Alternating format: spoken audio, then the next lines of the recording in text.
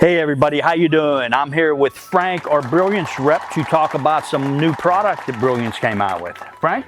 So what we're going to discuss today is our new black diamond modern pathlight. She's got that L shape, that nice modern look. So these are 100% brass, and you'll have two finish options. You'll have the black that Bill has and the bronze finish that we have as well right here. And you can get these two different ways. It can come with the lamp, which is a G4 Wafer 3 watt, or you can get it no lamp as well. Both options are available. The other thing I wanted to talk about too is, you guys know we have mini beams, but now we finally got the black mini beams. You guys have been asking for them.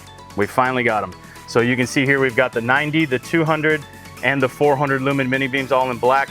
They look great in the black finish, and I think that this is probably going to be a really good seller. 27 and 3000K. 27, 3000K, of course. And everything's coming with the stake now. They all come with the stake and shield in the box ready to go, correct. And the last thing I wanted to quickly go over, I just wanted to show you guys our stake. So this is the new stake that's going to come with the black diamond fixtures. And you can see it's got that brass insert.